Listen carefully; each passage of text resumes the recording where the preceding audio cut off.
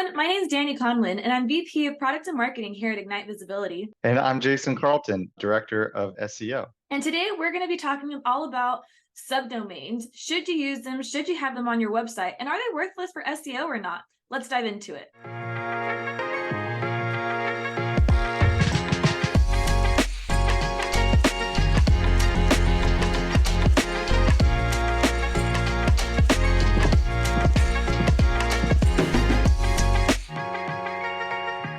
So Jason, to start off, tell me, what exactly is a subdomain? So a subdomain is a type of site that lives before the main part of the domain. So something like shop.ignitevisibility.com. Shop would be that subdomain. So we see that a lot on the internet, and a lot of people often wonder, should they have a subdomain on their website? What are the benefits of it? And is it worthless for SEO or not? Yeah, so it's worthless for SEO most of the time, I'd say.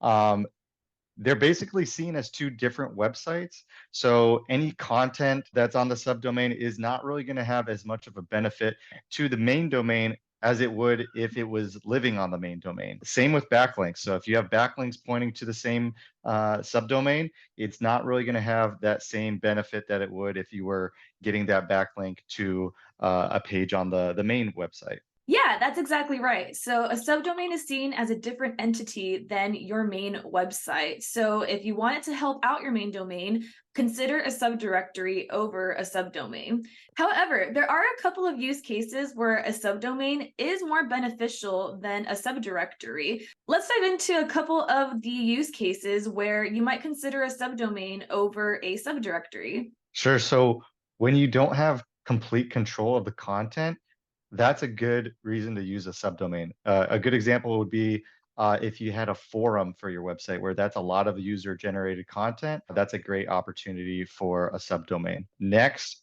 if you have certain content that you're really worried about getting a penalty for, that would be a good opportunity to use a subdomain for that type of content. Another example, which is probably the most common, is when you have your website talking about a specific subject and you want to completely branch off into another subject or theme, that would be a good opportunity to use a subdomain. So if you have a website talking about bikes and you want to start a blog about golf, that would be an example of using a subdomain. And lastly, if you have content that you're publishing that is really thin or low quality, that would be a good opportunity to use a subdomain.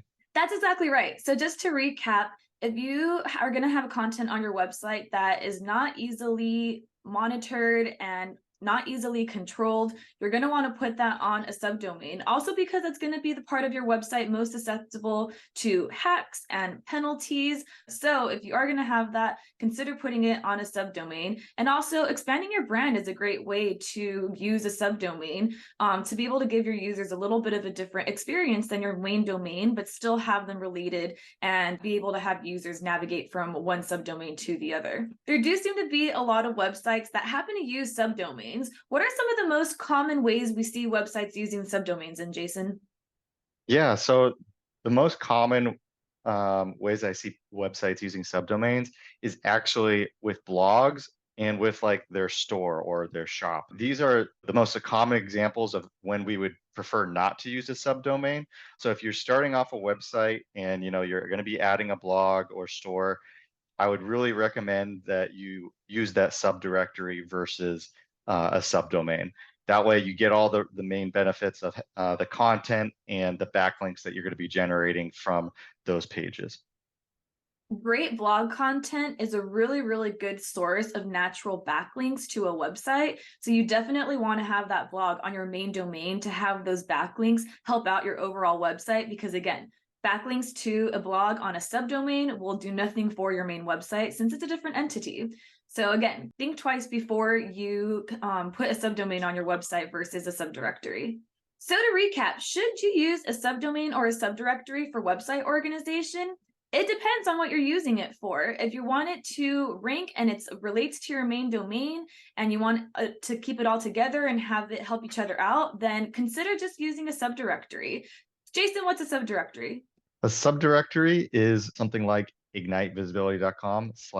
blog. So it lives on that main domain, and you're going to get those benefits for the entire website. Subdirectories are really great for website organization and really great for user navigation throughout your website as well. So when laying out a website, consider using subdirectories first and think really hard before you create a subdomain, since that is considered technically a separate website and a separate entity.